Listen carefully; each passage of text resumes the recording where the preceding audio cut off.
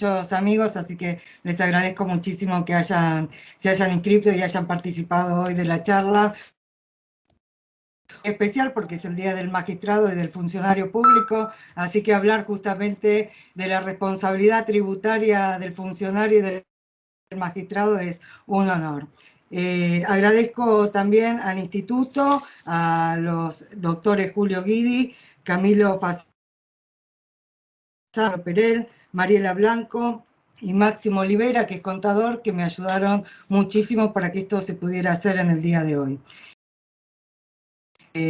Voy a empezar y espero que sea la intención de la charla de hoy, es compartir conocimientos, pensamientos y que sirvan de inicio para discutir y para repensar cómo funciona el sistema judicial con relación a los impuestos, qué son los impuestos, y como hay una cuestión que es fundamental y que es que todos los participantes del día de hoy es muy variado, tenemos personas que son especialistas en derecho tributario, funcionarios, magistrados de distinto índole, tenemos estudiantes, abogados.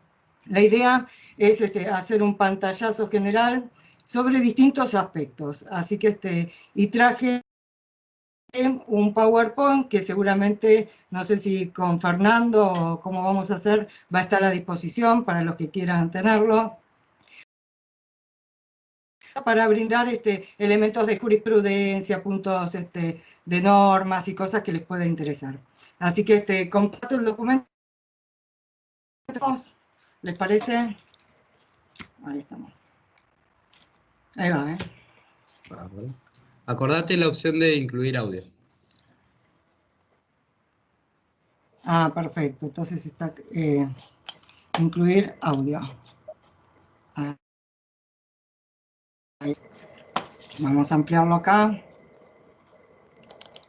Este de acá. Voy a poner los anteojos. Lo que sí, les voy a pedir si se escucha bien. ¿Se escucha bien? Perfecto. Estamos, bárbaro. Ahí estamos. Bueno, ¿cuál es la responsabilidad tributaria de los funcionarios judiciales? Para eso, nosotros vamos a delinear cuáles son las características principales del sistema tributario argentino.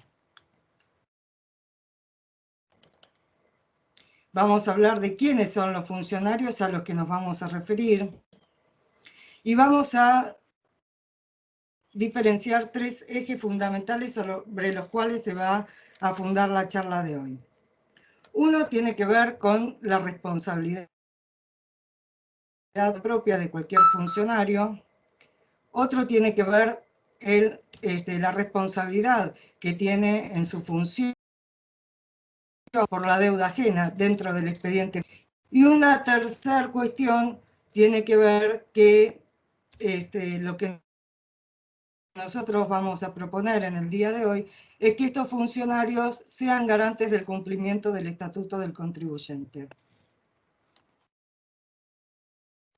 Cuando me invitaron a dar esta charla, el primer comentario que salió es, ¿pero y qué? ¿Ahora la doctora nos va a hacer pagar a todos impuestos?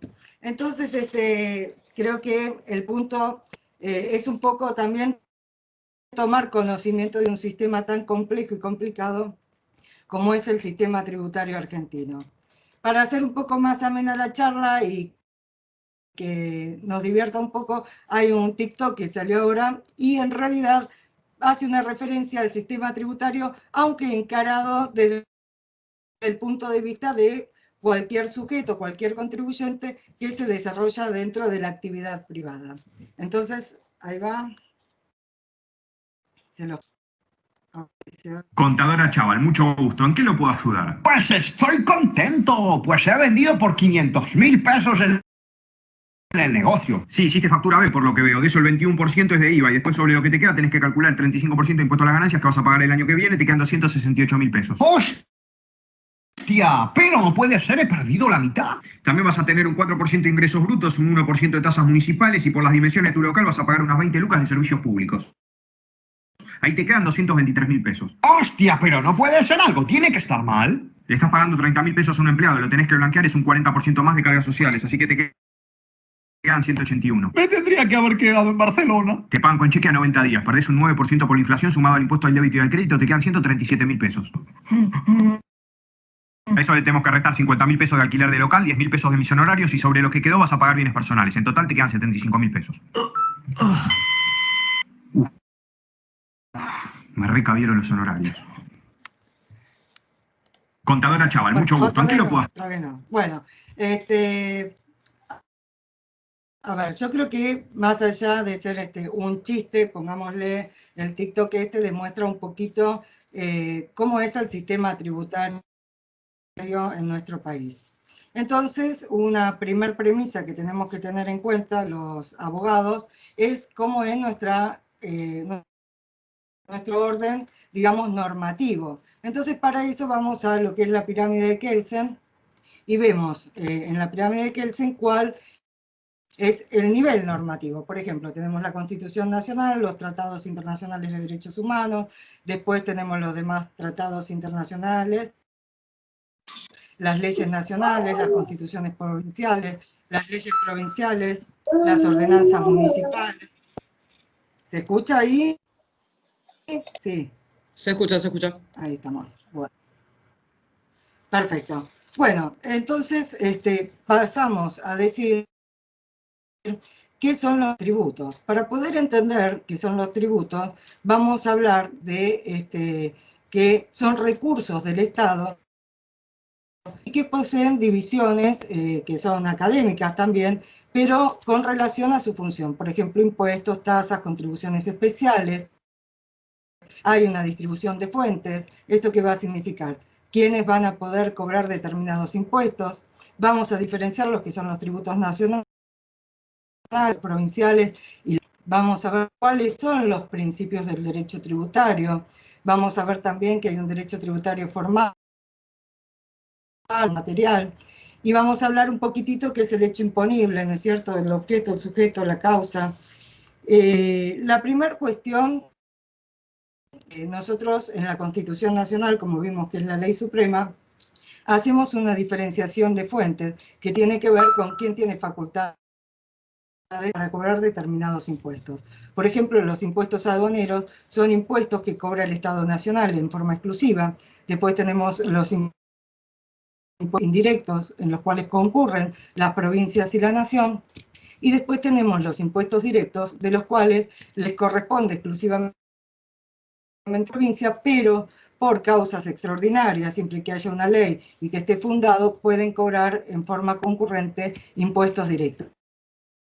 El caso del impuesto. Entonces, vemos que hay tributos nacionales, provinciales y también municipales. Los municipales tienen que ver con las tasas en las distintas municipalidades del Estado Nacional. Vamos a ver que existen principios del derecho tributario, vamos a verlos después, y vamos a ver que hay un derecho tributario material y uno formal. ¿Qué implica? El material nos va a dar el hecho imponible, o sea, qué circunstancia económica la ley establece para que se haga obligatorio el pago de un tributo. Ese hecho imponible, que al igual que el derecho penal es un acto típico, ¿no?, que está bien estructurado en una ley formal y material, nos va a decir cuáles son los sujetos y en qué causas se relacionan a esa situación. Este derecho tributario material, que es el pago del tributo, es una relación de paridad. La equiparan con una obligación del derecho privado, mientras que el derecho tributario formal implica ya el poder de imperio del Estado, donde las normas establecen un montón de obligaciones de hacer. No de, este derecho tributario formal cada vez es más grande y cada vez hay más obligaciones de hacer, presentar declaraciones juradas informativas, etcétera, por una cuestión de que el fisco necesita con quiénes son los obligados al pago. Ese es el universo más grande y en algunos aspectos la tarea más difícil del fisco, porque lo que tiene que hacer es ampliar, ¿no es cierto?, desde los que están inscriptos a los que no están inscriptos, ese primer universo. Cuando hablamos de derecho tributario vamos a ver que en realidad es una disciplina que se desprende de las finanzas públicas, y las finanzas públicas nos van a enseñar todo lo que tiene que ver al ingreso y al gasto del Estado. Los ingresos van a estar representados por todos los recursos que recauda el Estado y que acredita como tesorería, y los gastos a las erogaciones, o sea, con la finalidad de generar un bienestar a la población. Vamos a ver que dentro de la relación de recursos, según su origen, tenemos recursos provenientes de liberalidades, recursos originarios, recursos derivados, empréstitos forzosos, recursos provenientes del crédito público y los recursos provenientes de la tesorería. Tal como empezamos al iniciar esta charla, la Constitución Nacional también en su artículo 1 establece su forma representativa, republicana y federal. Representativa, el pueblo no gobierna y delibera, sino por medio de sus representantes; republicana, que tiene que ver con su forma de gobierno; y federal, justamente a este sistema que hablamos de un Estado nacional provincial. Allí tenemos el Estado Nacional, la Ciudad Autónoma de Buenos Aires y 23 provincias. Es interesante ver que en el orden municipal, solo en la provincias existen actualmente más de 123 municipios, y en toda la República hay aproximadamente 2.164. Esto porque, si bien todos lo conocen, lo saben, tiene que ver con una cuestión que es la normativa. Y la tributaria es una de las primeras y grandes dificultades de nuestro ordenamiento, porque tenemos, por un lado, todas las normas a los impuestos nacionales, todas las normas que hacen a los impuestos provinciales y todas las normas que hacen a los impuestos, a estas tasas, así de cada una de las municipalidades. Un dato de color que expuso la doctora Satanocito en una de las charlas que dimos en el Colegio de Abogados de Morón es que a nivel nacional existían ya el año pasado 40 impuestos, a nivel provincial 41, a nivel municipal 82 impuestos. Más allá de que sea exactamente así, lo importante es saber que el 75% de la recaudación se concentra entre el impuesto al valor agregado, el impuesto a las ganancias y contribuciones e impuesto a los ingresos brutos. Y el 90% de la recaudación si le sumamos el impuesto al cheque, el comercio exterior y los combustibles. Ahora bien, una de las grandes reformas que hubo a nivel nacional fue la ley 27430. Esta ley de reforma tributaria cambió, si bien no tan sustancialmente, pero sí algunos artículos del impuesto a las ganancias, del impuesto al valor agregado, impuestos selectivos al consumo, impuestos sobre los combustibles, el régimen simplificado para pequeños contribuyentes, que es el monotributo, el régimen de la seguridad social, el código aduanero, el régimen penal tributario, promoción y fomento de la innovación tecnológica, bueno, y así vemos. Bueno, otros impuestos es el impuesto país, y otro que se está discutiendo ahora es a las grandes fortunas. Vuelvo a decir, esto es para tener una idea de cuáles son los impuestos más importantes en el orden nacional.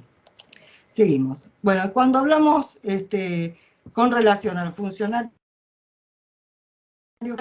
respecto de impuestos nacionales, vamos a tener que, más allá de que sea empleado, vamos a ver por qué, del Poder Judicial, va a tener que abonar todos los impuestos en los cuales realice el hecho imponible.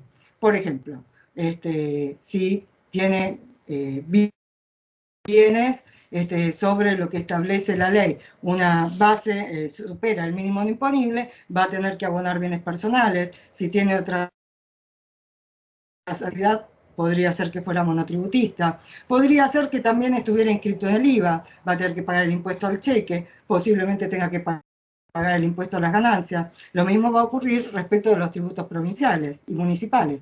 Por ejemplo, va a tener que pagar impuesto inmobiliario, patentes, embarcaciones, tasa de alumbrado, barrido y limpieza, seguridad, higiene, propaganda, cementerio, bueno. Más o menos como le pasaba recién al cliente del contador Achával. Así que bueno, vamos, sí. Bueno, para poder entender esta responsabilidad, debemos partir de entender que el funcionario judicial se encuentra circunscrito a una relación laboral con su empleador, en este caso el Poder Judicial de la provincia de Buenos Aires.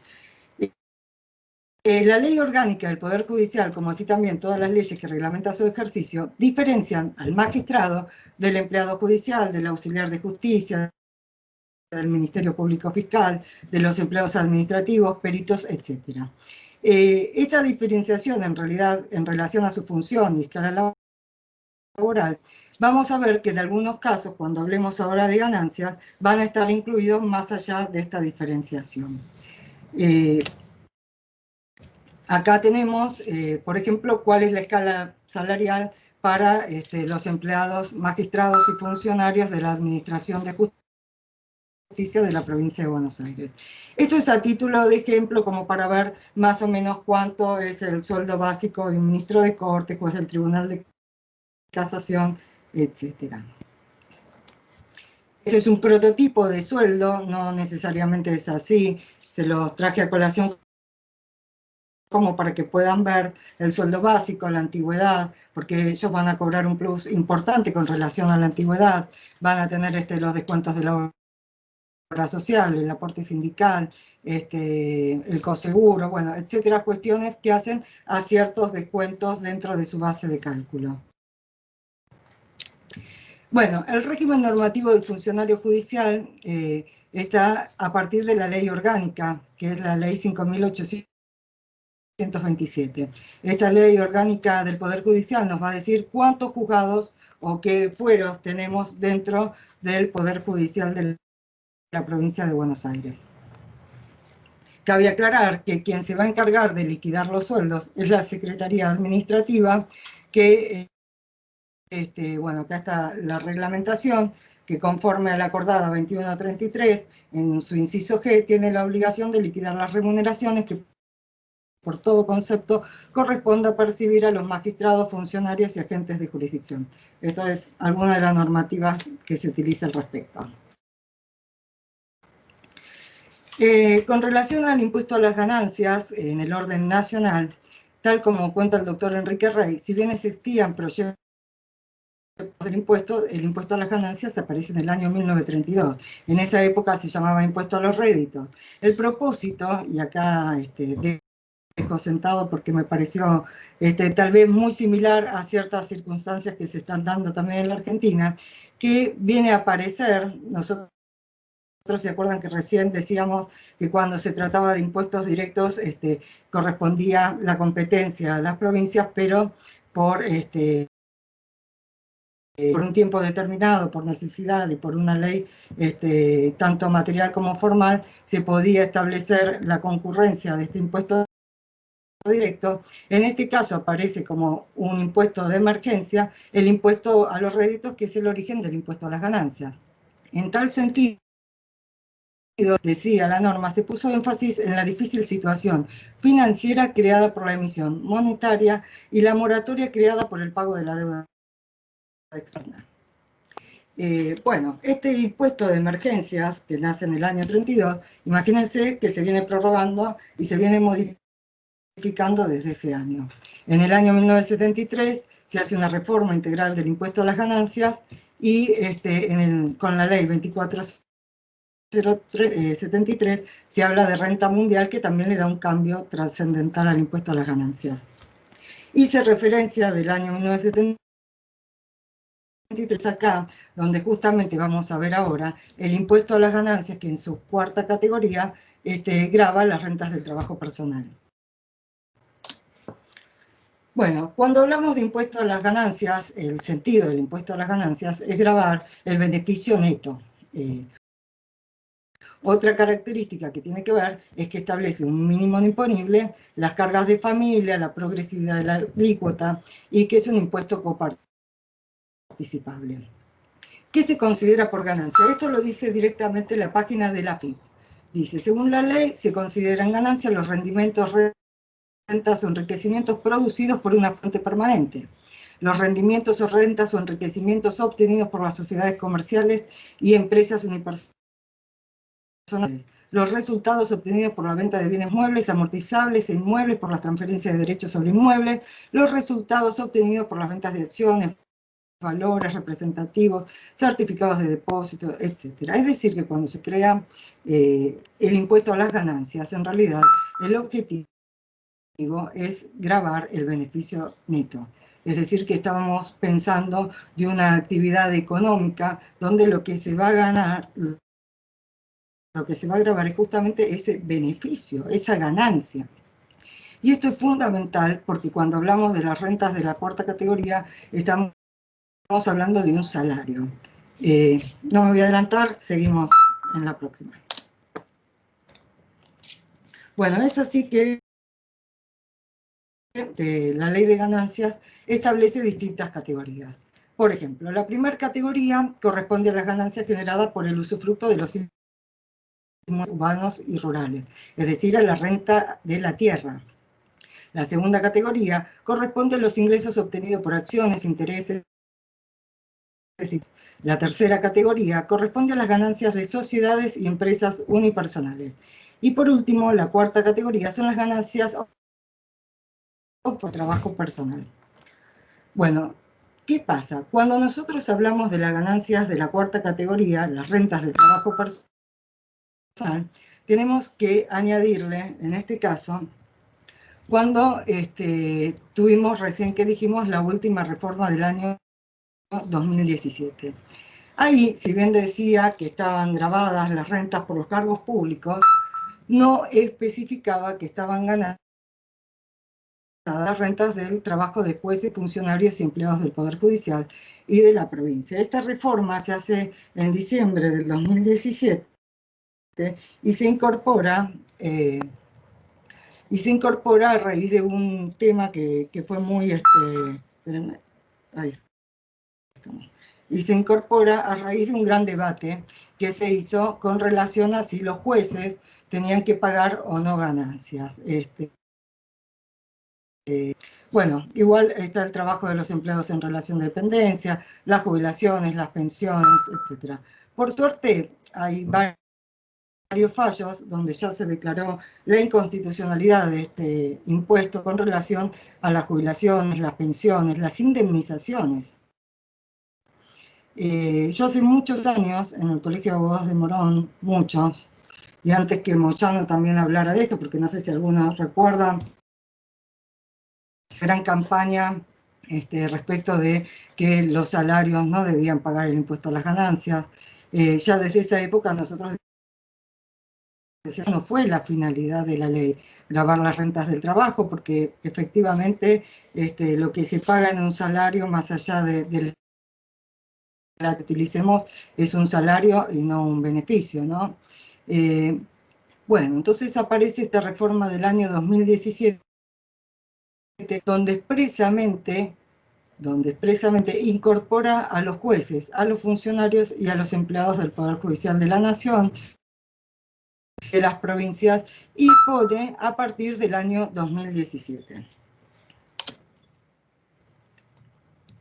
Bueno, ¿qué pasa? Nosotros a nivel nacional tenemos la acordada de la Corte 20 del 96, que desde ese entonces ya la Corte había dicho que por aplicación del artículo 110 y 120 de la Constitución Nacional, tanto el Poder Judicial como el público, por una cuestión digamos, que tiene que ver con el trabajo, el artículo 14 bis y la intangibilidad del salario, no correspondía que pagaran el impuesto a las ganancias. Es así que se dispone una gran discusión también al respecto, y a través de esa ley que dijimos recién, que se modificaba el impuesto a las ganancias, ¿qué pasa? En el orden de la provincia de Buenos Aires aparece la resolución de la Corte Suprema de Buenos Aires, donde también, haciendo referencia a la 27346, habla que si bien esta ley establece que constituyen ganancias de la cuarta categoría las provenientes del desempeño de cargos públicos, registrados, funcionarios y empleados del Poder Judicial, cuando su nombramiento hubiera ocurrido a partir del 2017. Inclusive,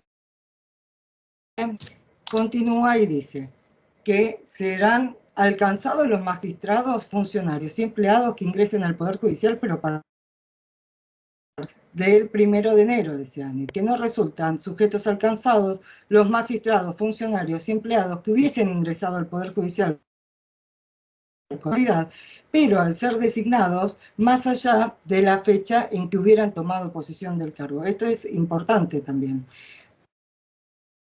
La situación no varía cuando fueran nombrados o promovidos con posterioridad o sin solución de continuidad. O sea, si los cambian de lugar, en realidad, y fueron nombrados con anterioridad, no correspondía que pagaran ganancias. Bueno, las disposiciones de los apartados, dice la misma acordada, resultan aplicables a los fiscales defensores de los ministerios públicos de la Nación, de las provincias y de la Ciudad Autónoma de Buenos Aires, según corresponda. En el artículo 2 dice: a los efectos de practicar la liquidación del referido gravamen, se va a empezar a hacer a partir del año 2019, sin perjuicio de otras exenciones. Dice que no se tendrán en cuenta o serán deducibles, por ejemplo, compensación funcional, bonificación especial, bloqueo de título, la bonificación por permanencia proporcional a los ítems referidos. Bueno, vamos a ver que el Poder Judicial recibe muchas bonificaciones especiales, compensaciones y beneficios como el bloqueo de título. Bueno, que eso no serán contenidos o tenidos a consideración para liquidar el impuesto a las ganancias. El artículo 3 dice: los descuentos comenzarán a computarse a partir de las remuneraciones del ejercicio fiscal 2019. El importe acumulado retenido hasta el dictado de la presente será descontado en cuotas iguales, mensuales y consecutivas, como meses resten al año calendario para el ejercicio. Bueno, continúa.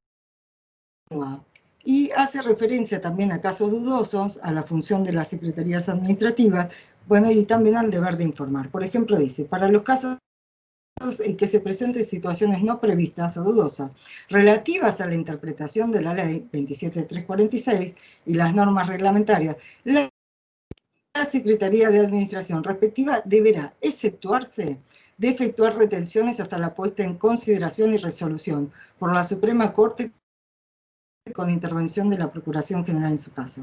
Artículo 5. Disponer que las Secretarías de Administración de las jurisdicciones, Administración de Justicia y Ministerio Público lleven a cabo las acciones necesarias a efecto de dar cumplimiento a lo establecido precedentemente. El deber informativo, conforme a lo dispuesto 22 de la resolución de AFIP, texto, bueno, y le agregamos cuando es el deber de informar, que es el de 2 millones de pesos para el año 2019.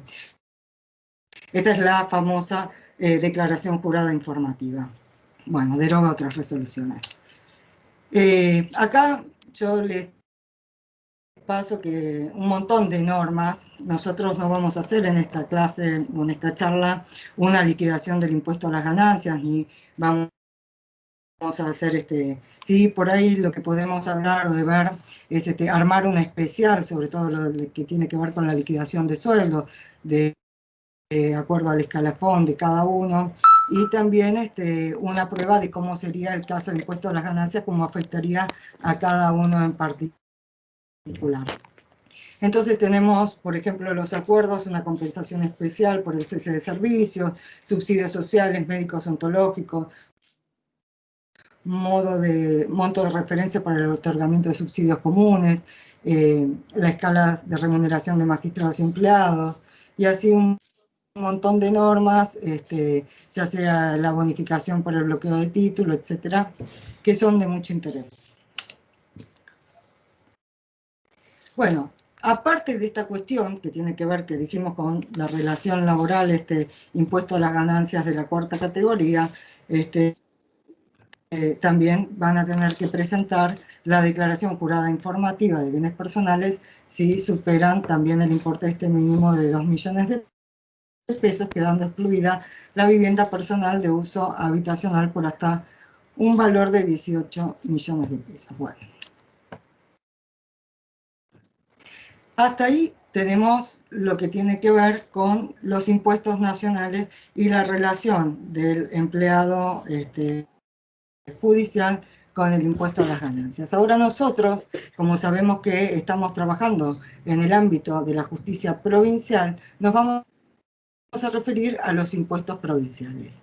Los impuestos provinciales están contenidos en el Código Fiscal de la Provincia de Buenos Aires, la Ley 10.300 1997 y sus modificatorias. Cuando hablamos del Código Fiscal, que es la norma que regula todos los impuestos en materia provincial, vemos que el Código Fiscal no solamente trabaja los impuestos en particular, sino que tanto como la Ley 11.683 en el orden nacional, establece todo lo que tiene que ver a la determinación, fiscalización y percepción de todos los tributos y la aplicación de sanciones que imponga en la provincia de Buenos Aires los organismos de administración central, descentralizado, leyes, etc. El Código Fiscal también nos va a hablar de los sujetos. ¿Se acuerdan que hablamos de responsables por deuda propia, responsable por deuda ajena? Bueno, eso tiene que ver también al derecho tributario sustancial. Muchos de estos códigos provinciales son una copia de la Ley 11.683, es decir, que cuando desarrollan los sujetos y las obligaciones, prácticamente copian la ley nacional. Es importante ver también que está el deudor por deuda propia, el deudor por deuda ajena, el responsable sustituto. Vamos a ver que hay muchísimos agentes de retención y de percepción. Pero ahora nos vamos a referir a qué impuestos recauda la provincia de Buenos Aires. El organismo que va a recaudar es ARBA. ARBA, por ejemplo, recauda impuesto inmobiliario, ingresos brutos, impuesto a los automotores, a las embarcaciones deportivas y de recreación, el impuesto de sellos, el impuesto a la transmisión gratuita de bienes, y también recauda la tasa de justicia. De estos impuestos que recauda ARBA, ¿qué impuestos tiene que pagar el funcionario judicial? En un principio debemos separar al funcionario judicial por la función que cumple como empleado y digamos, como contribuyente común y corriente, digamos, como cualquier ser humano que habita en nuestro territorio. Entonces, en principio, tendría que pagar todos los impuestos en los cuales realice el hecho imponible. Por ejemplo, yo tengo que pagar mi impuesto inmobiliario, si tengo un auto voy a tener que pagar patentes, si tuviera un barquito para paseo o recreo voy a tener que pagar el impuesto a las embarcaciones, etc. Ahora bien, nosotros vamos a pasar a la segunda cuestión y tiene que ver qué obligaciones tiene el funcionario con relación al expediente. Hacemos el expediente, ¿no es cierto?, judicial que se encuentra en la provincia, en la competencia territorial de la provincia de Buenos Aires. Entonces, llámese al juvenil, bueno, ese podría ser un caso que esté exento, pero podría ser de familia, un fuero comercial, un fuero contravencional y de faltas, un fuero contencioso. En ese caso va a estar la obligación de pagar el impuesto o la tasa de justicia. En realidad es una tasa, no es un impuesto, porque lo que se va a pagar, en este caso en particular, es por la prestación de un servicio. ¿Y cuál es el servicio? Es el servicio de justicia. Antes, los juzgados también estaban obligados de corroborar que el abogado pagara ingresos brutos. Esta obligación fue eliminada por una resolución de la Suprema Corte, que es la 1100 del año 2019. Nosotros vamos a ver ahora en particular qué dice esa resolución, y después de los impuestos respecto al expediente judicial, los más comunes que va a tener que velar son, aparte de la transmisión de justicia, el impuesto de sellos y el impuesto a la transmisión gratuita de bienes. Vamos a seguir. Ahí está. Es importante en la tasa de justicia, yo no me voy a referir, vieron que hoy por hoy con todo este sistema informático podemos calcular la tasa de justicia y pagarla por internet, está en la página de la Corte, cómo se hace el procedimiento. Lo que sí quiero que quede claro es quién va a ejecutar, quien tiene el poder de recaudar es la administración, o sea, ARBA, no es el juzgado. Sin embargo, el artículo 341 establece: ningún juez o tribunal, cualquiera sea su fuero, podrá aprobar o mandar a cumplir transacciones y conciliaciones hacer efectivos los desistimientos, dar por cumplidas las sentencias, ordenar trámites de entrega, adjudicación o transferencia de bienes, etcétera, etcétera, etcétera, si no se paga íntegramente la tasa de justicia. Tampoco podrán dar por terminado un juicio sin antes haberse cumplido el referido informe. El tasa de justicia no podrá ser afianzado en manera alguna. Es importante ver el tema de la tasa de justicia. Recientemente en el orden nacional, la Cámara Nacional en lo Civil revocó una resolución apelada y admitió el planteo del reintegro del 50% de la tasa de justicia, porque en verdad lo que se planteaba era que no había habido proceso y que se había desistido. Bueno, más allá de este fallo que es interesante, que está en la página, fue comentado por el doctor Jorge Rossi del Colegio de Abogados de Morón, acá hay una cuestión que tendríamos que trabajar, ¿no? Y sobre todo también en esta época donde, bueno, con todo lo que pasó y pasa con lo del COVID, muchas veces no se ve que se pueda realizar el proceso. Ahora, ¿qué pasa? En realidad, con el fallo azucarera tucumana, la existencia de la tasa requiere la prestación de un servicio. Entonces, ese servicio estaba disponible, lo usó, no lo usó. Bueno, yo creo que esto es algo como para realmente analizar. Y lo interesante también de las tasas de justicia es que después, cuando esto se recauda, también pasa nuevamente al Poder Judicial, contrariamente a lo que pasa en otro tipo de tribunales y juzgados, donde es una tasa de actuación. Acá está la resolución 1100 del 2019, que esta disposición normativa excluye la obligación de tener que, dice así, a ver, resolvió declarar la invalidez y en consecuencia la inaplicabilidad del artículo 341 de la disposición normativa serie B 1 del 2004, en virtud de la cual los órganos jurisdiccionarios tenían el deber de controlar la acreditación del impuesto a los ingresos brutos correspondientes a los honorarios de los abogados.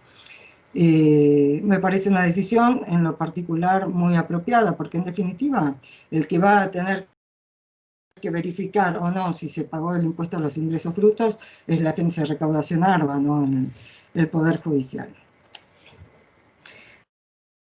Otra cuestión que es interesante, nosotros hablamos de tributos. Nosotros sabemos también que está por otro lado todo lo que tiene que ver a las cajas de previsión social, la seguridad social. En el orden nacional vimos que AFIP tenemos DGI, DGA y la parte de seguridad social. Bueno, en la provincia de Buenos Aires los abogados, lo que tenemos es la caja de previsión social para abogados, donde tenemos la obligación de hacer aportes a esta caja. Y una norma muy interesante es la del artículo 7 de la ley 8.480, donde impone a los jueces y tribunales que no darán trámite alguno a peticiones que no se haya acreditado en el expediente el pago de la contribución aludida en el artículo 3 de la presente ley. Los jueces y secretarios responderán personalmente por los derechos dispuestos por esta ley que se hubiesen evadido por omisión o error. Acá vemos que la responsabilidad es solidaria, y en realidad cuando nosotros los tributaristas hablamos de responsabilidad solidaria, tiene que ser por una cuestión como una sanción. Esa responsabilidad solidaria viene dado porque no se ha cumplido con el deber de exigir o requerir el pago de ese tributo. Bueno, acá justamente aparece esta responsabilidad. No creo que a nadie se lo hayan hecho, pero bueno, es un artículo como para tener en cuenta. Bueno, otras cuestiones que hacen también a esta obligación de los funcionarios judiciales, tanto magistrados como empleados, por una cuestión también de responsabilidad por el empleado, tiene que ver una cuestión que hace que los juzgados contenciosos administrativos, además del pago de la tasa, serán competentes en relación de la materia cuando se discuta cuestiones que hacen a la recaudación y legitimidad de estos tributos locales, por ejemplo, el juicio de apremio, amparos, acciones declaratorias, relativas repeticiones y también tasas municipales. Los juzgados correccionales, infracciones tributarias derivadas de la aplicación del Código Fiscal por determinados ilícitos tributarios. Si se tratara de delitos penal tributarios, los tribunales locales, la competencia federal, y por lo tanto estarían excluidos del Poder Judicial provincial. Pero bueno, aunque esta cuestión se ha debatido y hay discusiones al respecto de la competencia, quedan excluidos de la competencia de la justicia local cuando se recurriera al Tribunal Fiscal de la Provincia de Buenos Aires. ¿Por qué quedan excluidos? Si yo recurro al Tribunal Fiscal, el Tribunal Fiscal de la Provincia de Buenos Aires no de la órbita del Poder Judicial, sino del Poder Ejecutivo. Pero luego, para poder apelar, puede ser que yo tenga que ir a la justicia contenciosa de primera instancia o a la Cámara según el recurso o el procedimiento que utilice. Hay normas de ordenación. Por ejemplo, cuando hablamos de estos impuestos, aparece, por ejemplo, la Ley de Coparticipación Federal de Impuestos, que controla la distribución financiera de los recursos federales coparticipables. Ahora se está hablando mucho de la coparticipación por lo que acaba de suceder con la policía de la provincia, pero también hay cuestiones que hablan en la coparticipación, en el artículo 9 y 10, que refieren a que las provincias también están obligadas a impuestos análogos a los establecidos en el orden nacional. En el orden provincial, así como vimos que había 23 provincias, tenemos que en cada una de esas provincias están todos estos impuestos que hay en la provincia de Buenos Aires. Por ejemplo, en materia de ingresos brutos aparece el convenio multilateral donde se asigna la fuente de ingresos de acuerdo a donde uno tiene actividad. Y tenemos también la comisión arbitral y la comisión plena. En el orden municipal es sumamente complejo. En la provincia de Buenos Aires estos municipios cuentan cada uno con un ejecutivo y un departamento deliberativo. Dependerá cuántos concejales tengan. Y en el orden de la provincia de Buenos Aires tenemos la ley de municipalidades. Después tenemos pactos fiscales y en el orden supranacional convenios, la doble imposición internacional. Es de destacar que la doble imposición única podemos hablar como creación pretoriana de la Corte y esta ley de coparticipación que obliga a impuestos análogos, pero en la Constitución no tenemos ninguna norma que prohíba la doble imposición. Acá el tema tal vez más lindo y que yo quisiera dejarles este trabajo también para crear conciencia, es garantizar la aplicación del Estatuto del Contribuyente. Nosotros vemos que nuestro sistema está basado en el principio de legalidad y que el tema de la legitimidad de los impuestos tiene que ver mucho también a que el contribuyente se sienta que tiene ese impuesto que paga, vuelve hacia él. O sea, no solo esto tiene que ver con la administración tributaria sobre todo. Entonces, cuando el contribuyente percibe que lo que paga de impuestos vuelve para él, eso legitima y crea conciencia tributaria. Entonces, la justicia también es un bien necesario y fundamental para que el contribuyente entienda que lo que está pagando está bien y que es justo.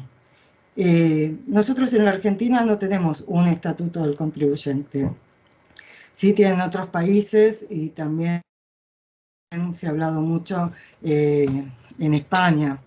Tal vez uno de los principales referentes que hemos tenido quienes hemos hecho la especialidad es el doctor Osvaldo Casás, que se ha dedicado a hablar mucho del principio de legalidad en materia tributaria, juez del Tribunal Superior de Justicia de la Ciudad Autónoma, que siempre decía, no, como Gandhi, no hay un camino para la paz es el camino, no hay un programa de la Constitución es el camino. A ver, más allá del buen valor y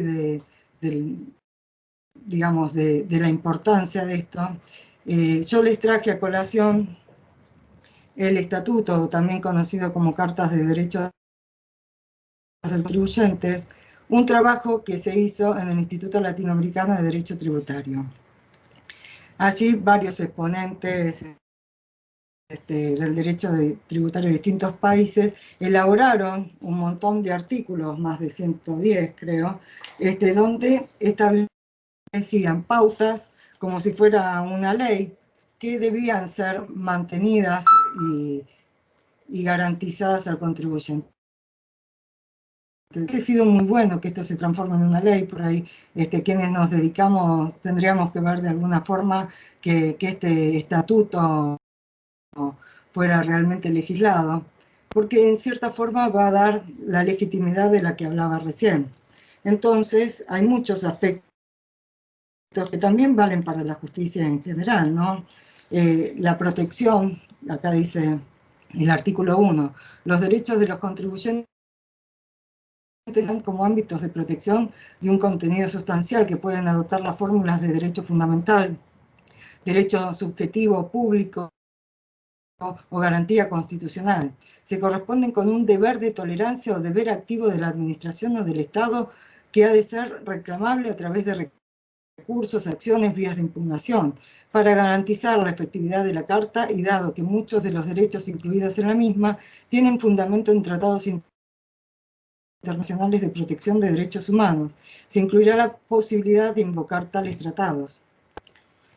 Los derechos relacionados a la estructura del contribuyente con la administración tributaria. A ver, esta prestación patrimonial, sea o no tributaria, que siempre es coactiva, derecho que sea el derecho al pleno reconocimiento de los derechos y garantías del contribuyente, incluso los contenidos en pactos, tratados, conversiones. Bueno, esta cuestión, que este estatuto del contribuyente que yo les pongo acá y que está incorporado en este trabajo, esto tiene que ser algo que todos podamos hablar de un mismo lenguaje. Entonces, cuando venga el expediente, ¿no es cierto?, a instancia judicial, sobre todo para quienes tienen la competencia contenciosa, esta cuestión de poder tratar realmente si hay capacidad contributiva, si efectivamente está en una norma contenida material. Bueno, todas estas cuestiones, hay un capítulo especial, vamos a ver acá, ¿ves? Derechos derivados de la igualdad y de la capacidad contributiva.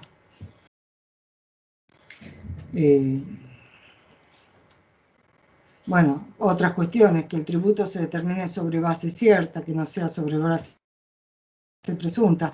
Nuestro sistema tributario está lleno de determinaciones sobre base presunta, como también retenciones en la fuente, cada vez son más los agentes de retención y de percepción, o sea que donde haya algo de dinero, ya sea el banco o quien fuera, va y retiene sin importar si se realizó o no el hecho imponible, generando dificultades para que el contribuyente pague lo debido. Después, bueno, cuestiones que se compensa en forma ágil. Esto fue elaborado en el pacto fiscal último que se hizo y sin embargo sigue sin proceder.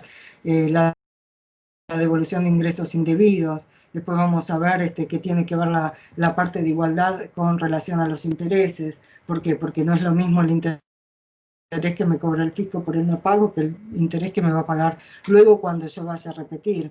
Esto además de un montón de cuestiones. Yo, en lo personal, mi experiencia es que en los últimos años ha decaído mucho lo que tiene que ver, más allá del servicio de justicia, en materia tributaria se ha perdido un montón, es decir, que más allá de verificar realmente si hay hecho imponible o verdad, actúan como juzgados para corroborar las determinaciones efectuadas por parte de la administración presuntivamente.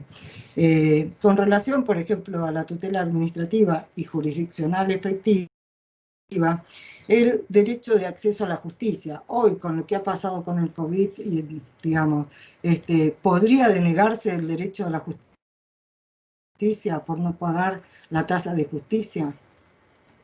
Si me dice que no lo puede pagar, bueno, habrá que hacer un beneficio de litigar sin gastos, tal vez. pero bueno, como colaborar un poco más para que realmente el contribuyente vea satisfechos estos derechos. El derecho a ser parte de un proceso tributario, la presunción de inocencia, a otro tema fundamental que hace la materia tributaria es el principio del solve repet. El principio del solve repet, paga y después repite, implica que en todos los casos, o en la gran mayoría, para poder obtener una sentencia relativa a este acto administrativo que dicta la administración con relación a un impuesto, tenga que pagar previamente. Sin contar cuando es a través de una ejecución fiscal que tengo que pagar algo que no corresponde o un impuesto constitucional. No me voy a referir a la inconstitucionalidad de determinados impuestos, pero sí este estatuto, a rever justamente todo lo que tiene que ver a las facultades de la administración, la parte de sanciones, si realmente hasta dónde puede actuar la administración y que yo no me me inculpe de alguna cuestión sin saberlo, ¿no? Pero por sobre todas las cosas, a mí me parece que lo que tiene que hacer el funcionario judicial es velar que lo sustancial esté por encima de lo formal. Uno de los casos que me tocó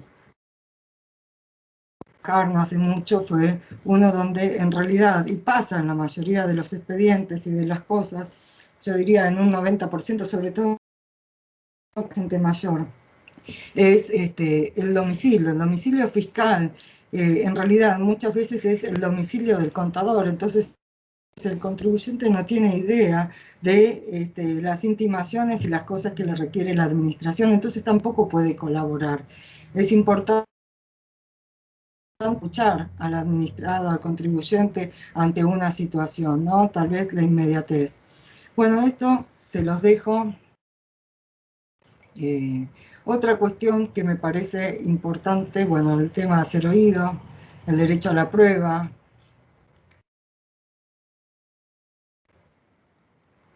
Bueno, acá dice, el derecho a señalar como domicilio para recibir notificaciones. Bueno, en esa época cuando se hace este estatuto, no era común la notificación electrónica. Hoy, por suerte, todo esto ha venido a quedarse. Bueno, el derecho a no incriminarse, dije, el derecho al secreto profesional. Bueno, el secreto profesional es fundamental y hace también a que estos auxiliares de la justicia, nosotros como abogados también podamos desarrollar nuestra actividad, ¿no? Bueno, la compensación de las deudas tributarias, que hay muchísimo. Acá viene el derecho a la intimidad, el carácter reservado de los datos, informes. Bueno, esto por ahí. Así un montón. No a la prisión por deudas tributarias, es un tema realmente muy importante, ¿no? Todo lo que tiene que ver con los plazos razonables también. Nosotros procesos en el ámbito judicial que pueden llegar a durar 10 años. En materia penal tributaria, si se investiga por un delito, podemos volver a investigar por otro delito. Surgió alguna cuestión y así tenemos también procesos de muchos años. Yo creo que eso eleva el trabajo y la responsabilidad de la de justicia y lo encarece. Es un costo que tampoco es bueno para nadie. Así que, bueno, ahora vienen las preguntas. Yo voy a cerrar acá un poquito, que tenemos tiempo, y me parece muy interesante si hay preguntas por realizar. Vamos a salir de acá. Bueno, esto lo dije al principio, que queda para el final los agradecimientos también del pueblo. Ahí está. Bueno, quería agradecer a Susana Monti por su predisposición y su calidad de expositora, con la claridad nos explicó un tema tan importante y tampoco ha abarcado, ¿no? o conversado entre los colegas judiciales. Esto es algo cierto, es un tema que no se conversa mucho, Así que te súper agradecemos la intención y la calidad con la que nos has enseñado este tema. Bueno, abrimos las preguntas para los que quieran hacer cualquier consulta. Ahí estamos. Ahí.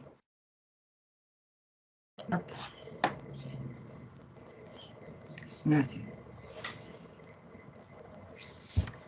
Bueno, no tengo muchas preguntas, pero algún tema que es interesante también tratar, me parece, es hasta qué punto en materia tributaria puede la Corte, ¿no es cierto?, establecer normas de exención en el impuesto.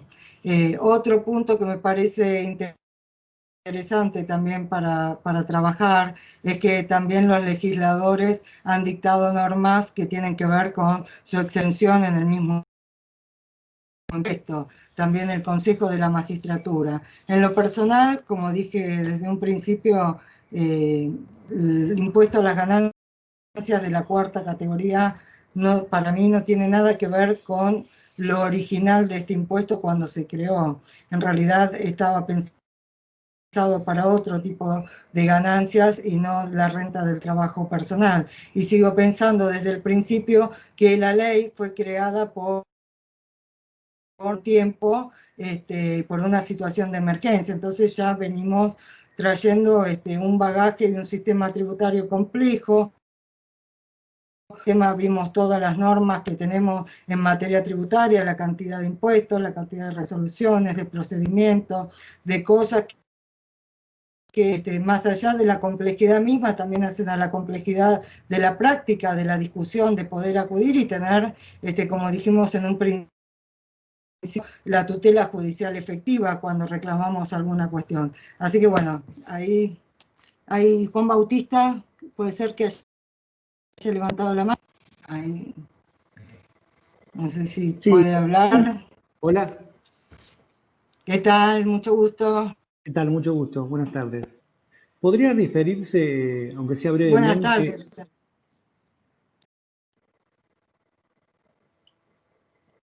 Hola, ¿me escucha? Te escucho, vale. Ahí se cortó. A ver, volveme a preguntar. Sí, podría referirse brevemente a todo lo que se recauda en el expediente respecto de la Caja de Previsión Social de la provincia de Buenos Aires, de abogados. Bueno, ahí lo puse el artículo. En realidad, cuando nosotros hablamos de la Caja de Previsión Social de abogados, estamos hablando de los aportes, no del sistema tributario. Esto tiene que ver más con una cuestión de una caja particular, ¿no es cierto? No que pertenece al Estado Nacional, es un especial, el de la caja, y la ley de creación establece la obligación del magistrado de corroborar el pago del impuesto, del aporte, también está la sobretasa a la caja. Si no lo hiciere o fuera omisivo, la ley establece una responsabilidad solidaria del funcionario judicial. En lo personal, esto tiene que demostrarse, que hay negligencia, toda la responsabilidad hay que demostrar esa negligencia. También podría ser que yo lo reclame en forma personal al funcionario y el funcionario demuestre que ha reclamado. Lo mismo pasa con los tributos en general, a los agentes de retención y percepción o cuando aparece la responsabilidad solidaria. Esta responsabilidad tiene que ver justamente por no haber cumplido el deber de reclamar y de hecho cede si se demostrara que el obligado al pago realizó el pago. ¿Se entiende? Perfectamente, gracias, muy amable. No, de nada, de nada.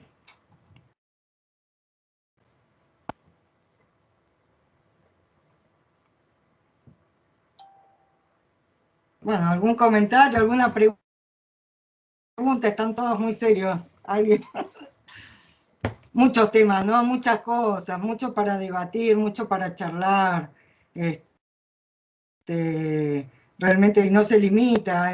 Por ejemplo, hoy me compartieron un fallo que era de un jubilado de la caja, bueno, un jubilado del Poder Judicial de Rosario, creo que era, que había pedido la inconstitucionalidad de los descuentos que le hacían de ganancias en la jubilación. Imagínense que acá estamos hablando de un funcionario judicial y estamos hablando que va a tener que ir a la justicia federal a reclamar si ese impuesto que le retienen, pensemos que aparte le retienen ganancias cuando él ya ha dejado de ser funcionario y a ver, por lo pronto no entra dentro de esta cuestión de que fue ingresado en el año 2017. Tiene que ver a las jubilaciones, ¿no? El impuesto a las ganancias de las jubilaciones. Y ahí está el fallo García de la Corte también que salió hace, no sé si fue el año pasado o el anterior. El fallo García, si bien para mí como tributarista le falta la cuestión de la inconstitucionalidad del impuesto a las ganancias en este aspecto, que para mí es muy relevante. ¿Por qué? Porque tampoco las indemnizaciones pueden ser entendidas como ganancias. ¿Por qué? Porque una indemnización no es un beneficio. No es un beneficio en la empresa, no es la fuente, ni nada. Es solamente justamente con esta cuestión del trabajo personal. Así que hay un fallo en ese sentido. Hace muchos años salió publicado, lo publicamos con el doctor Christensen, también muy interesante al respecto. Y bueno, yo creo que trabajo, no sé, como abogada no tengamos que estar juntando jurisprudencia y las leyes se fueran modificando así como parches constantemente que pierden la naturaleza del impuesto. Las leyes van perdiendo la naturaleza para las cuales fueron creados porque son parches sobre parches, y bueno, eso es lo que hay. Así que, bueno, no sé, otra pregunta. Acá, Julio, no sé, ahí está. Sí, hablen, los escucho. Experiencia como abogada, como asesora en jubilaciones. Si yo tuviera que jubilarme en poco tiempo, me falta un montón de años todavía, pero si yo me tuviera que jubilar me falta poco. ¿Cuánto es el tiempo estimativo que una promedio, ¿no? Que una persona que está por jubilarse tarda en juntar los papeles, en juntar todo, hacer la carpeta, ¿no? Y presenta todo y empieza a cobrar, se jubiló y empieza a cobrar efectivamente su jubilación. ¿Cuáles son esos tiempos? Esta es mi pregunta. En general, ¿no? ¿Cuánto tiempo? Vos decís cuánto tarda un expediente judicial. No, un expediente una jubilación. De jubilación, exacto. Administrativo. Y mira, yo por lo que sé, yo no hago jubilaciones, pero están saliendo rápido las jubilaciones. Por ahí lo que tarda es si hay algún ajuste que tenga que ver con el importe de la jubilación. Bueno, eso sabemos que hay muchísimos casos en la corte y que están tardando para pagarles, etcétera. Nosotros igual, en este caso en particular, estamos hablando de qué pasa con la retención que me hacen de ganancia sobre esas jubilaciones. Entonces, ¿qué pasa? Ahí lo que voy a tener que hacer es presentar una acción o declarativa o una acción de repetición con relación a esto que me retienen de la jubilación. Que en lo personal entiendo que la retención lo hacen no por la condición de empleo y esta reforma que ha hecho la ley, sino ya por encontrarse dentro de lo que es la cuarta categoría. Sí, en las preguntas. O sea, acá Miguel, mucho gusto, doctor, ¿cómo le va?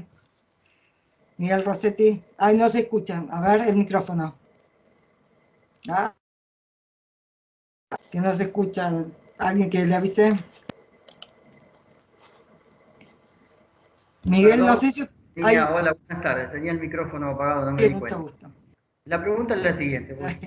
Yo soy auxiliar letrado en el Juzgado de Paz de Chacabuco y suelo certificar fotocopias de contrato.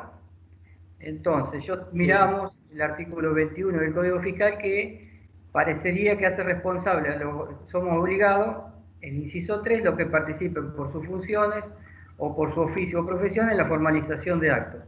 Puntualmente, que desde un tiempo para acá hemos restringido la certificación de los contratos a todo aquello que no vienen con el impuesto de sello pago, porque hemos hecho contratos, certificados firma, contratos de arrendamiento rural por miles de kilos de soja, de toneladas, y estamos viendo que se omite lo que es el pago del impuesto de sello. ¿Cómo jugaría? Yo sé que los escribanos acá en Chacabuco no lo están pidiendo cuando uno certifica una firma de contrato y en cierta forma entiendo que son formadores. En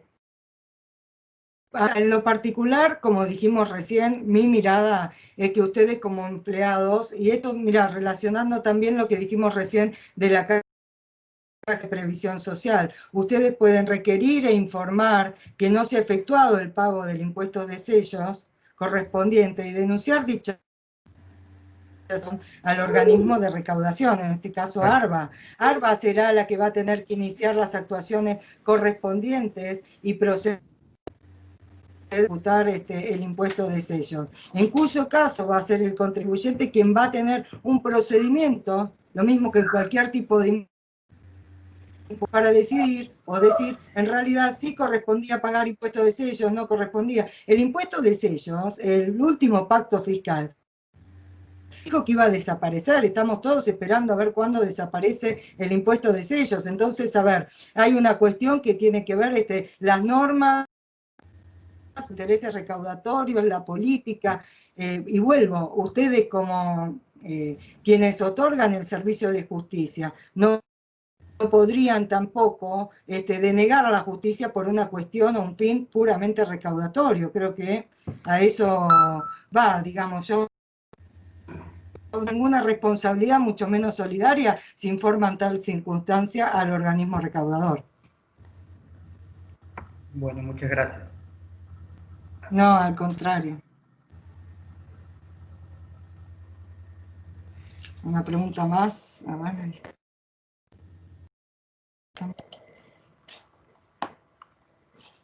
Si alguno quiere alguna opinión o decir algo, me encantaría también escucharlos, porque creo que hay mucho por recordar y por dialogar. Acá hay uno más que levantó la mano, Juan Bautista, a ver, puede ser. A ver, hay una manito levantada. Juan Bautista Cagnoni. No sé si ya preguntó, y uno más.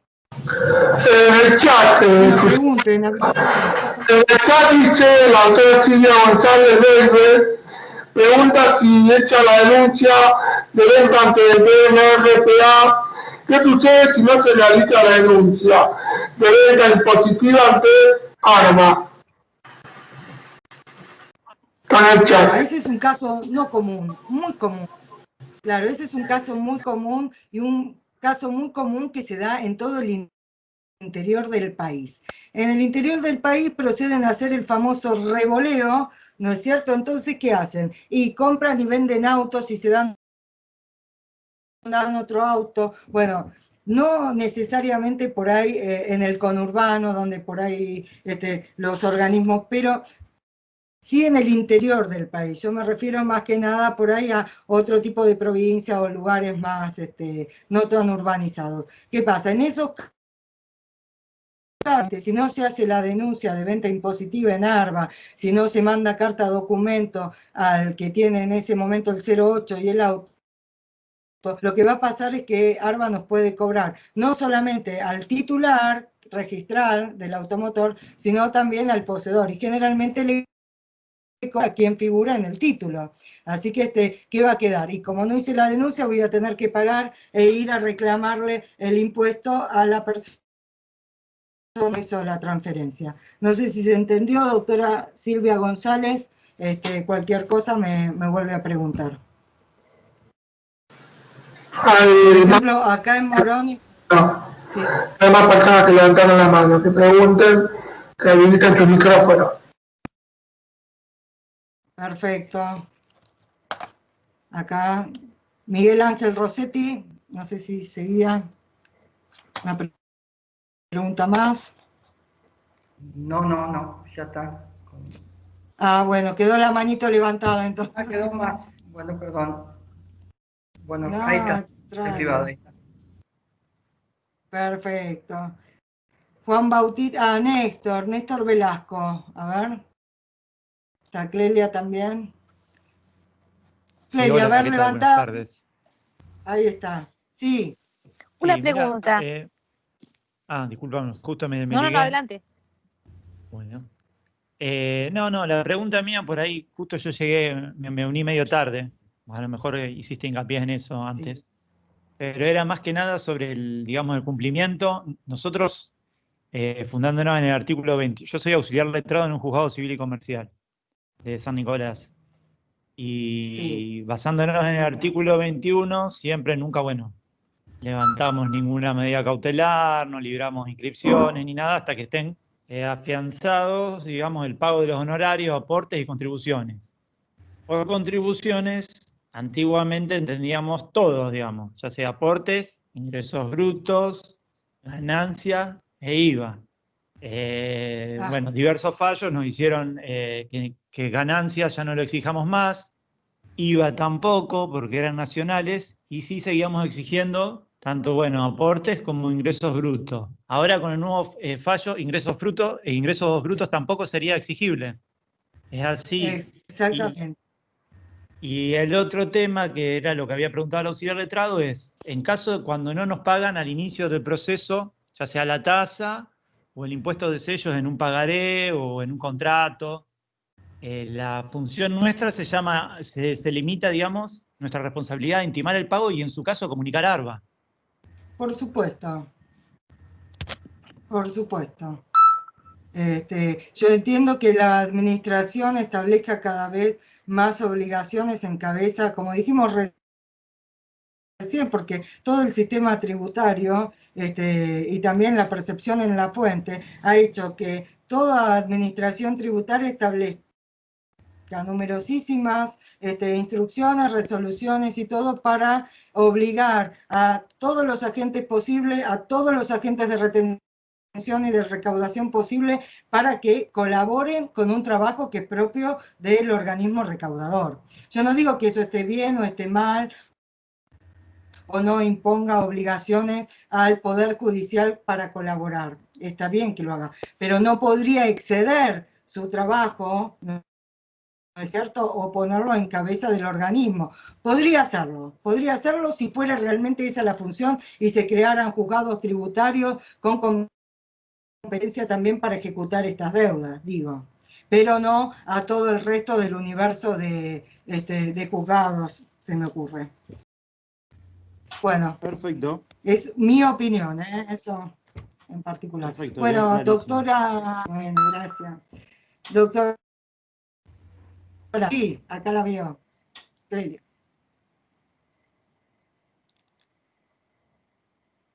El micrófono, doctora, no se escucha. El micrófono tiene que habilitar el... Ahí. Sí.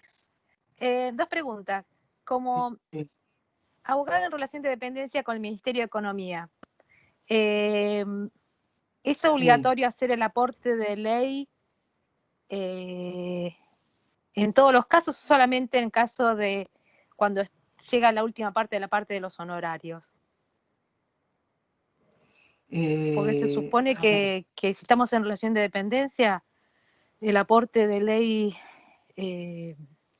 comúnmente exigido para todos los letrados. El aporte a la caja, el aporte a la caja, usted me dice. Usted es empleada, los aportes a la caja como abogada. Bueno, entiendo que hay normas de exención en relación a los empleados públicos. Realmente no sé justo qué actividad tiene, doctora, ahí en el ministerio.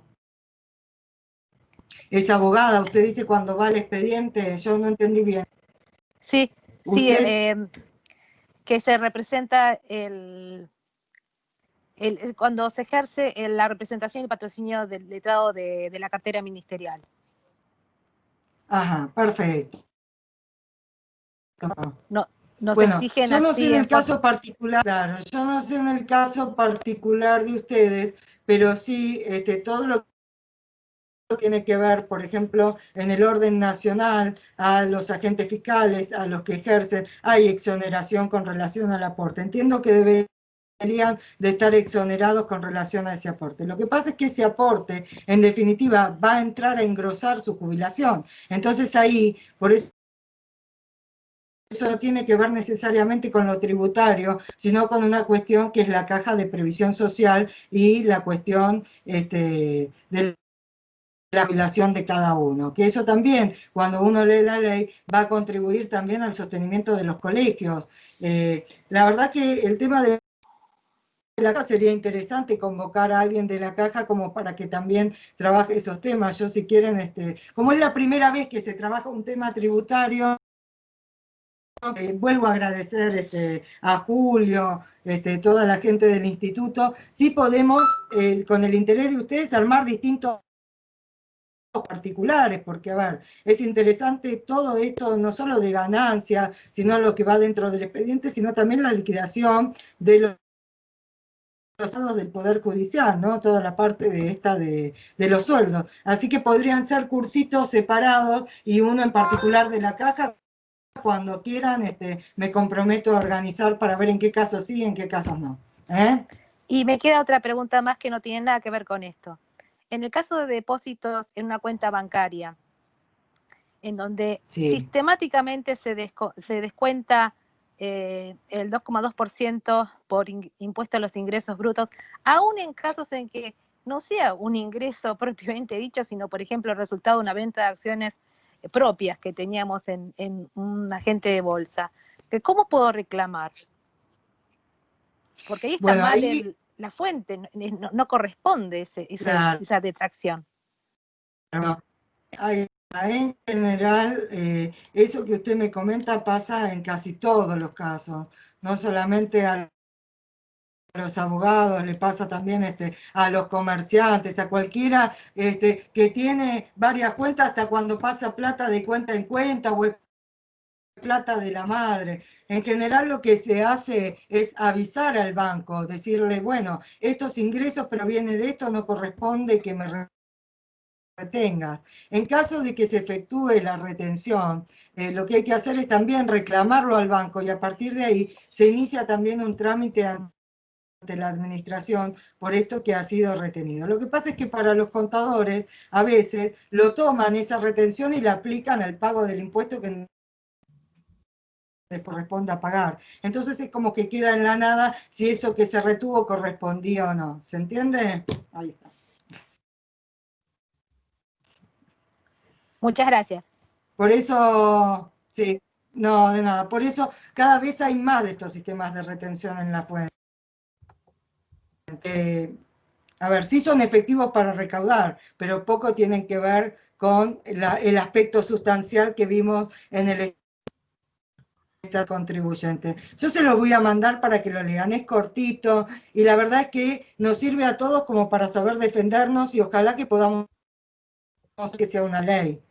Porque no hay cosa más linda que saber que realmente pagamos nuestros impuestos y que esos impuestos son justos. ¿Alguno más? Juan Bautista de vuelta, Cagnoni me quedó acá, que levantó la mano, no sé si hay alguno más.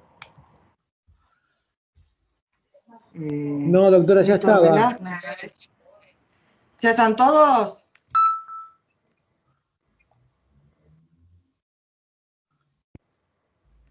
No sé si quedó alguien más.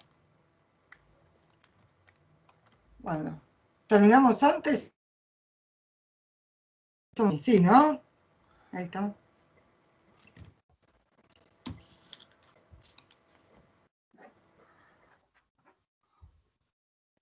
Ahí está. Bueno, hemos terminado con un ratito antes. No sé si quedó alguna pregunta más por hacer. Les interese. Yo prefiero lo bueno y corto 2 veces bueno, así que no obstante les voy a dejar mi teléfono, todo lo que necesiten para consulta. Yo estoy en el Colegio de Abogados de Morón, soy la directora del Instituto de Derecho Tributario, hace ya unos años. Estamos con la presidencia de Omar Frega, no sé si lo conocen ustedes, pero Jorge Omar Frega es realmente un muy buen presidente y lleva en el Colegio de Abogados de Morón, y hemos aprovechado mucho todo lo que tiene que ver con el Zoom, con las charlas y todo, porque la verdad que ver de otros departamentos judiciales y de toda la provincia de Buenos Aires me pone muy contenta porque uno se va relacionando y la posibilidad de tener información constante. Así que bueno, los invito también a participar de las reuniones del colegio. necesiten, me pongo a disposición para bueno, compartir conocimientos. Gracias, doctora. Bueno.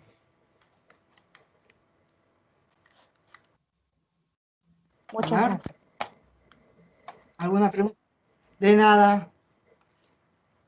¿Alguna pregunta más? No, ¿no? Julio, no sé si...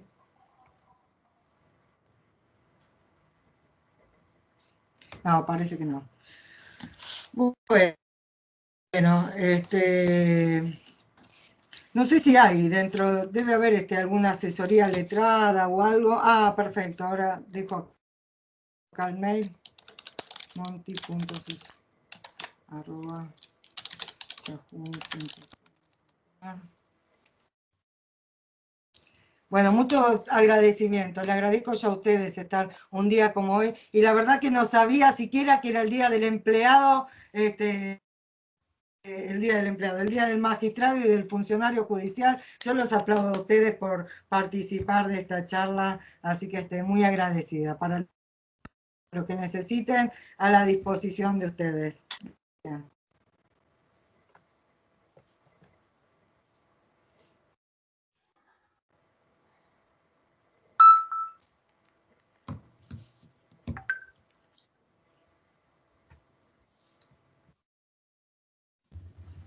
Bueno, Julio, no sé si cierran ustedes o tengo que cerrar yo, o si esperamos un ratito más, por si alguien quiere hacer alguna pregunta más.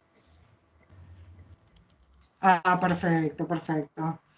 Bueno, lo mismo si necesitan algún material o algo, me avisan. ¿Eh? Algún tema de tributario o algo, también. Bibliografía. Un saludo y un cariño a todos. Gracias por compartir este momento. Chao, hasta luego. Chao, hasta luego. Hasta luego.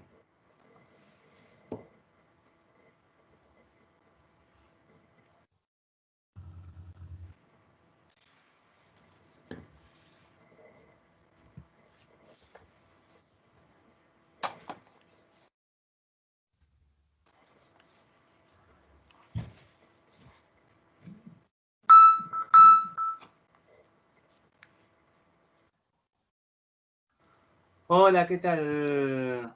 ¿Susana? ¿Cómo anda? Habla Máximo. Sí, sí. Recién pude ¿Qué llegar. haces, No puedo poner la Máximo? cámara. Así, todo muy bien por lo que veo. Bueno. Muchas gracias, Máximo. Máximo de Olivera me usó un montón con todo este tema. Así que bueno, ahora vamos a ver si armamos alguna charla de liquidación, de sueldos y eso. Pero la gente me parece que están todos muy interesados en ese tema, Máximo. Buenísimo, me alegro un montón. Sí, además es interesante y bueno, hay que... yo, viste, ya te pasé los mails y los teléfonos para pedir, permiso con algo, también si nos da el visto bueno el secretario. Así que Perfecto, estaría bueno. perfecto.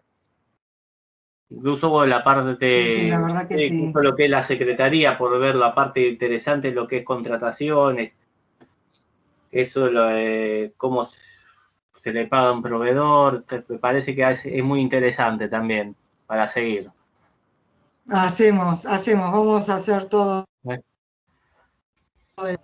Así que ahora igual después te mando un mensajito y te mando también así vemos cómo les hacen llegar el PowerPoint a los que se presentaron y las normas esas que me compartiste. Bueno, sí, se puede incluso ahí